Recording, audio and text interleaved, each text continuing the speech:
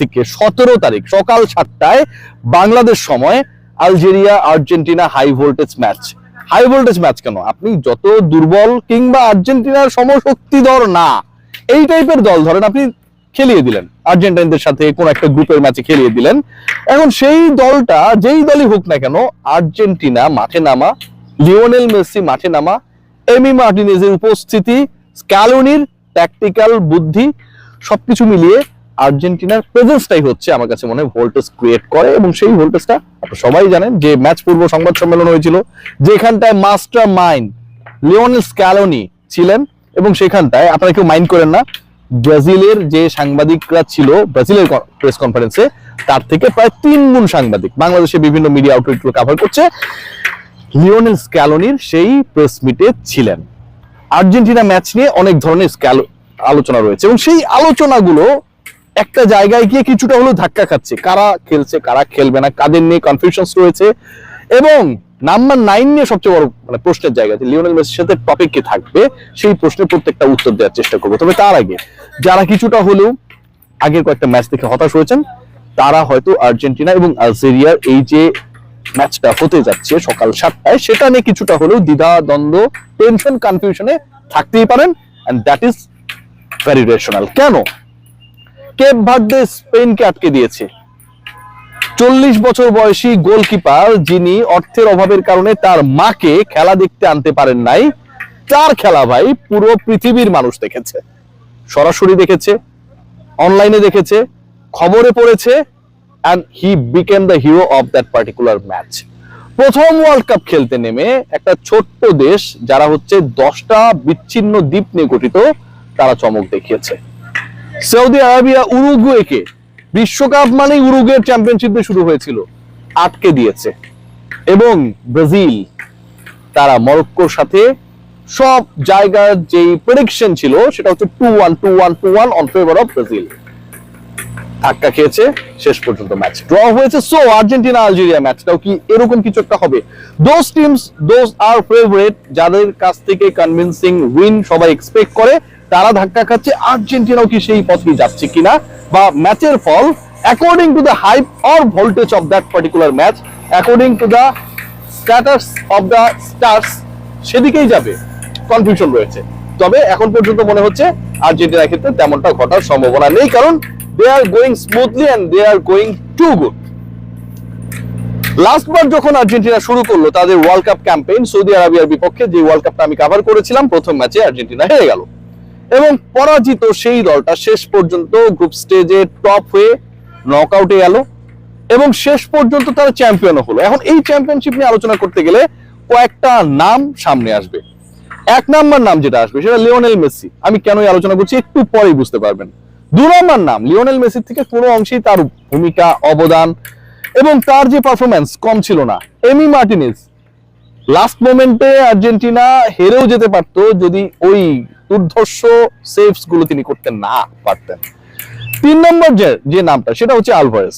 এখন আর্জেন্টিনা যে 25 সদস্যের বিশ্বকাপ স্কোয়াড যারা আমেরিকাতে রয়েছে, সেই ওয়ার্ল্ড কাপ স্কোয়াডের এই 3 জন সহ টোটাল শুরুর দিকটায় 9 ফুটবলার দে ওয়ার ইনজুর্ড। এবং এই 9 জন ফুটবলার তারা হচ্ছে 100% ফিট না। এই সিচুয়েশনে যখন একটা দল খেলার অপেক্ষায়, ঠিক তখন প্রশ্ন জাগে প্রথম ম্যাচের আগে আসলে তাদের মধ্যে কতজন প্রপারলি ফিট। আমি এক এক করে উত্তর দেব। লিওনেল মেসিকে নিয়ে কোনো সংশয়ের সুযোগ নেই, আমার বিভিন্ন নিউজে, রিপোর্টে, কার্ডসে আপনারা দেখেছেন সেটা।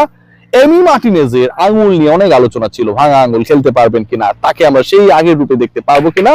স্ক্যালোনি তিনি সংবাদ সম্মেলনে ক্লিয়ার করেছেন, yes there is no doubt. তিনি এভাবে বলেননি যে তিনি খেলবেনই, তিনি বলেছেন আগের ম্যাচেসগুলো তিনি খেলে থাকেন তাহলে সংশয় নেয়ার কোনো সুযোগ নেই।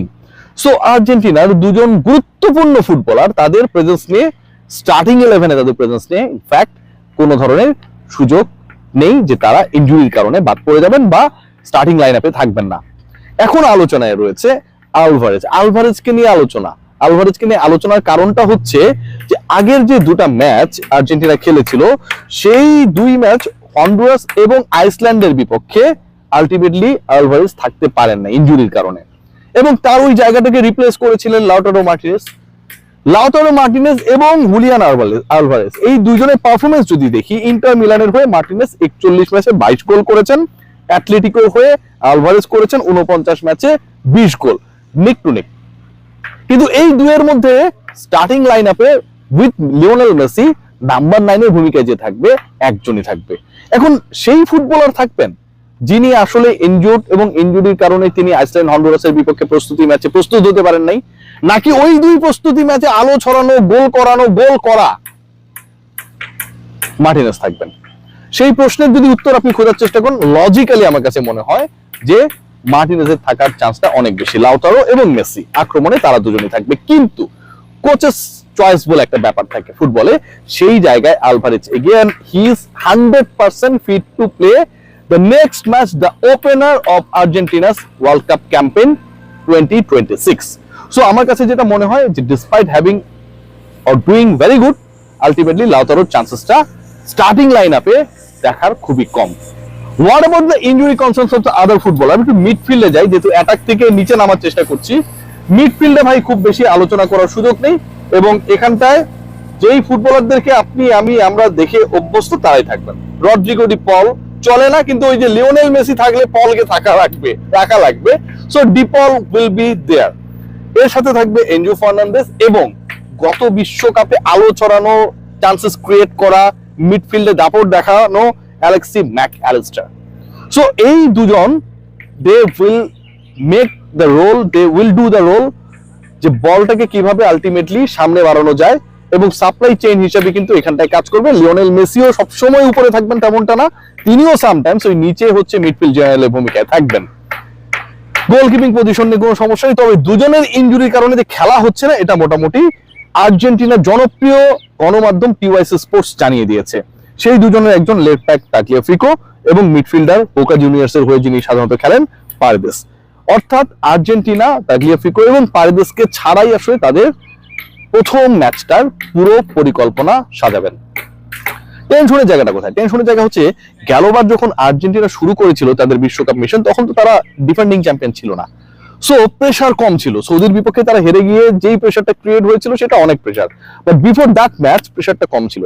এবার আর্জেন্টিনা প্রেসারে, লিওনেল মেসি যতই আমরা বলি ফুরফুরে মেজাজে এবারে বিশ্বকাপকে এনজয় করতে, ভাই বিশ্বকাপের মতো স্টেজকেও এনজয় করার জন্য যায় না। ওইখানে যারা যায় ওরা চ্যাম্পিয়ন হওয়ার জন্য, ভালো করার জন্য, ট্রফিটার লক্ষ্যেই যায়। এবং যদি ওই ফুটবলারের নাম রোনালদো, মেসি এই টাইপের হয়, তাহলে এখানে ডিফারেন্ট কোনো ডিসকাশনের সুযোগ নেই। হ্যাঁ, আপনি প্রেসার রিলিজ করার জন্য অনেক আজে বাজে কথা বলতে পারেন যে আমরা এনজয় করবো। আর্জেন্টিন ফ্যানরা বলে না যে আমরা কোনো টেনশন করছি না, এবারে যা হওয়ার হবে, মেসি তো ওয়ার্ল্ড কাপ পেয়ে গেছে।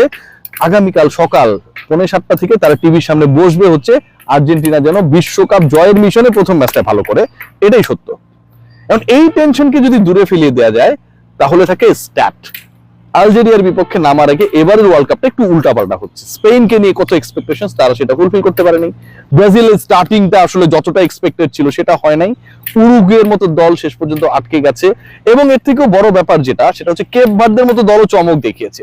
সো এটা যদি কন্টিনিউ করে, এই ম্যাচেও এবারের ওয়ার্ল্ড কাপের এখন পর্যন্ত প্রথম রাউন্ডের সবচেয়ে গুরুত্বপূর্ণ and biggest expectation wise match, যেখানটা বিশ্ব চ্যাম্পিয়নরা প্রথমবার নামছে, সেই ম্যাচে যদি এরকম কিছু একটা পুনরাবৃত্তি ঘটে, আমি মনে করি that will be very much frustrating for all, but the chances very minimum. সবাই ভালো থাকবেন, take great care, just waiting to see Lionel Messi again in World cup campaign.